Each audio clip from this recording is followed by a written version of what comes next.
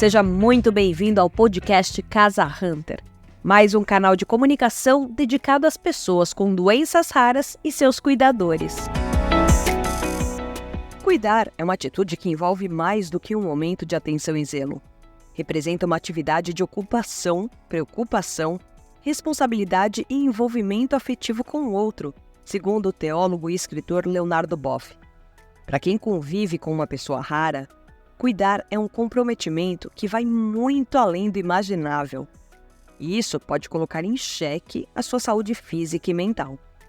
Levando em conta os desafios enfrentados pelos cuidadores, pacientes e seus familiares, uma resolução de dezembro de 2021 da Organização das Nações Unidas trouxe uma série de propostas especiais em prol dos raros. Uma delas trata do incentivo à implementação de programas de promoção da saúde mental e do apoio psicossocial a todos que vivem com incertezas relacionadas a uma doença rara. Para tratar do assunto, convidamos Gabriela Tanus, economista especializada na área da saúde. Gabriela comenta os resultados de uma pesquisa sobre saúde mental dos cuidadores de pacientes raros, feita pela Casa Hunter. De acordo com a especialista, as mães são as principais cuidadoras, tendo que lidar com inúmeros desafios na rotina, desde o abandono de trabalho formal até as dificuldades de manter as contas da casa em dia. Além dos números, Gabriela também reflete sobre os impactos da sobrecarga na vida dessas mulheres que ficam exaustas, física e emocionalmente, bem como propõe caminhos, como políticas públicas, para levar suporte financeiro e emocional às cuidadoras. Ao seu lado está a Paula, mãe do Vitor, de 10 anos, que possui o diagnóstico de atrofia muscular espinhal, AME tipo 1, o mais grave da doença.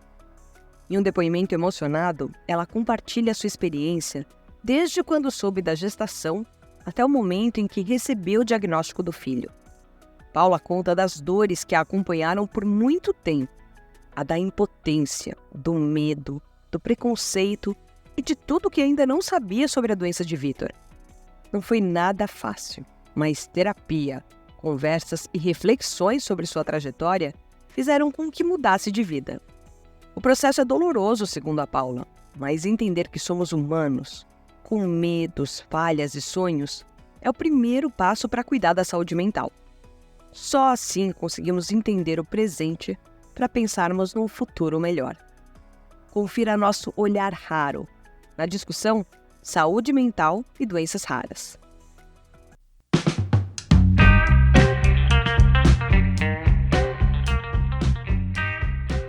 Olá, me chamo Paula, tenho 36 anos, sou residente da cidade de Guarulhos, estado de São Paulo, e sou mãe de um lindo menino. Meu filho se chama Vitor, hoje tem a idade de 10 anos e tem um diagnóstico para atrofia muscular espinhal tipo 1, o tipo mais grave da doença. Em decorrência do seu diagnóstico, ele faz uso de equipamentos para a sobrevida, ou seja, sua respiração depende de um ventilador mecânico e sua alimentação é feita através de uma sonda gástrica. Ele é classificado como um acamado. Entretanto, porém, assim que eu recebi o diagnóstico dele, por saber que a doença não afetava a parte de desenvolvimento intelectual, tão logo eu peguei a minha dor do diagnóstico, a dor da impotência, afinal, quando você gesta, desde quando você sabe que tem um ser dentro de você, você passa a projetar como vai ser, como você vai educar. E aí quando vem um diagnóstico, tira o seu chão sobre os pés e todo esse planejamento ele vai à lona. Afinal, você não sabe nada. Então a gente vive a dor mais dilacerante, a dor da impotência, a dor do pré-conceito e a dor do medo. Medo do novo, medo do que nunca nos contaram. Bom, mas quando eu soube que o Vitor não iria ter limitação intelectual, eu peguei essa dor, coloquei num potinho e falei, vamos viver as possibilidades. Afinal, 10 anos atrás eu tinha 26. Então, 26 anos a gente acha que a gente pode sentir tudo no peito, sem analgesia alguma ou sem auxílio. Cheguei, nesse período de 10 anos, frequentar rodas de terapia, ir nas terapias, mas desistia. Por quê? Eu acreditava que eu conseguiria. Afinal, era meu filho que está numa cama, não eu. E eu tinha que ser grata por ele estar vivo. Mas, há pouco tempo, fomos submetidos por algo que simplesmente abriu a minha ferida. O Vitor foi acometido do Covid. Então, aquele medo que eu guardei lá atrás, 10 anos no potinho, ele veio à tona. A minha ferida abriu. E aí, eu desencadeei uma ansiedade muito grave, junto com insônia, cansaço, estafa, medo. E aí eu percebi o quão importante era cuidar da minha dor. Quão importante sim, eu entender que o melhor da vida é o presente, mas que também é importante para estar presente a gente cuidar da saúde mental. Então, eu busquei ajuda. Eu reconheci que eu precisava de ajuda. Hoje, eu costumo brincar, porque eu acho que a vida também tem que ser levada um pouco no tom descontraído. De que hoje eu tô medicada, de que tá tudo bem. Não, eu tenho consciência de que eu estou no processo de ficar bem. Eu estou cuidando da minha mente, para que meu corpo cumpra todas as tarefas de uma mãe, de uma esposa, de uma profissional, mas que para o meu corpo executar eu preciso estar com a minha saúde em dia. Então, como mãe de uma criança, eu digo que cuidar da saúde mental tem sido um processo doloroso, afinal, reconhecer que você realmente não aguenta tudo no peito. E que tudo bem, isso é ser humano. É difícil porque como mãe a gente quer ser super, né? Super em tudo, estar presente, aguentar tudo, ser forte. Afinal, falam tanto isso, né? Você é forte. E aí você passa a internalizar isso. Não, eu sou forte. Não, eu sou humana. Então, reconhecer que eu sou humana tem sido um processo dolorido, mas também de muito crescimento e amadurecimento. E a saúde mental, hoje, ela é minha prioridade número 1. Então, eu indico para todas as pessoas que vivem uma situação como a minha, uma situação onde os seus projetos foram por água abaixo, você teve que reaprender uma nova forma de viver e ressignificar para poder continuar sobrevivendo. Cuide-se. Aqui primeiro. Aqui depois é mais fácil. É isso. Queria partilhar com vocês um pouquinho da Paula. Assumir isso não é um processo fácil, mas eu reconheço, faz parte do processo.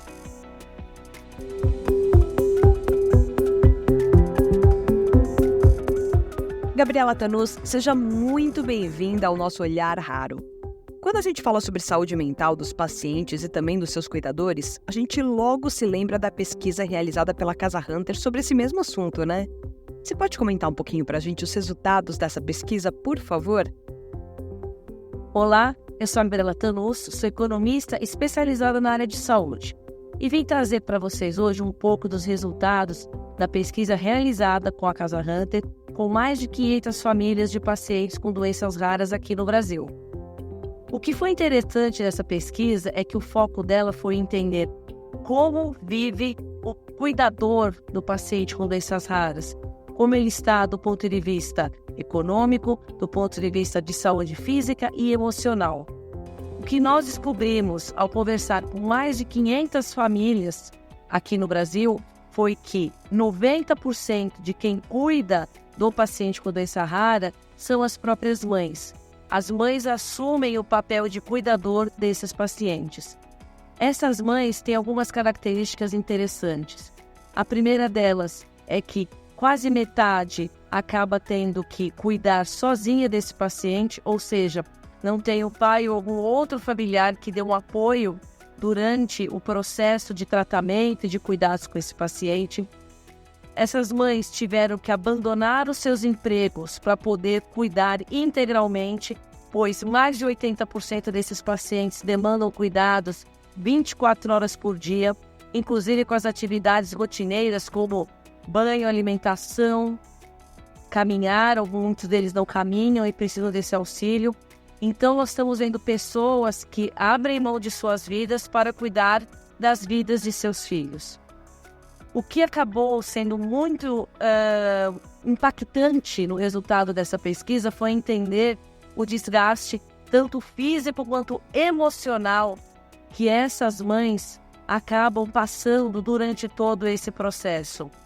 Quando a gente foi avaliar toda essa questão relacionada a atividades extras, a diversão, atividade física, atividades para se distrair, para mudar um pouco o foco da pessoa, o que nós descobrimos é que a grande maioria, mais de 80% dessas pessoas se sentem cansadas, sentem dores em algum lugar do corpo, sentem que, as pessoas até compartilham e entendem de alguma forma aquilo que elas estão passando, mas elas não se sentem suportadas, elas não entendem que as pessoas de verdade participam, entendem o que ela está acontecendo naquele momento da vida dela, o quão difícil é cuidar de uma pessoa com esse grau de dependência e todo também peso emocional de você ver o seu filho com uma doença limitante e que você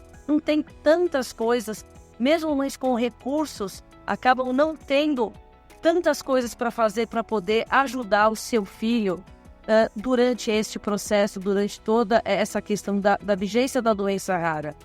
Gabriela, a pesquisa também mostra a influência da renda na vida dessas famílias que convivem com esses desafios das doenças raras? Aliás, vocês enxergam que são necessárias políticas públicas que abracem esses cuidadores para que eles e os pacientes tenham uma melhor qualidade de vida?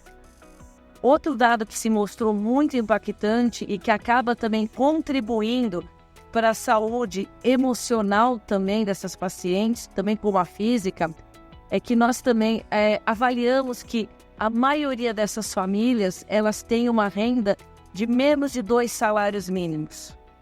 Ou seja, o recurso familiar não é tão grande, existe a impossibilidade dessa mãe exercer uma atividade remunerada, então ela não é uma pessoa economicamente ativa, ela não traz o recurso para casa, e a renda da família acaba sendo insuficiente, e eles relatam isso na pesquisa, que o dinheiro não chega no fim do mês para poder dar conta das despesas domésticas e mais das despesas adicionais que o fato de ter um paciente com doenças raras traz para aquela família. Esses dados juntos estão sendo publicados para o próximo ano, 2023, mas mesmo sem essa publicação numa revista científica, com esses resultados preliminares que foram inclusive apresentados durante o evento Cenários das Doenças Raras no Brasil, eles chamam a nossa atenção para a urgente necessidade de uma política pública que abrace essas mães, que abracem esses cuidadores, que abracem essas pessoas que estão nesse momento, além de estarem vivendo a questão toda inerente ao processo da doença dos seus filhos, das suas filhas, elas também estão cansadas, esgotadas emocionalmente. Muitas dessas famílias quebram financeiramente em relação a tudo isso. E isso traz essa carga emocional e financeira e que acaba deixando essa pessoa mais prostrada ainda e com um enorme desafio à frente, que é dar todo o suporte, amor e carinho que os nossos pacientes com doenças raras demandam. Então, chama a atenção para a urgente necessidade da criação de políticas públicas que atendam essas pessoas, que deem uma renda mínima para que essas mulheres, que essas guerreiras, junto com seus filhos, possam ter condições mínimas de vida e possam ser reconhecidas pela sua função e pela sua dedicação aos raros. Muito obrigada. Muito obrigada por acompanhar mais um episódio de Olhar Raro. Se você gostou do nosso programa, curta, comente e compartilhe nas suas redes sociais. Nos vemos no próximo episódio. Até lá!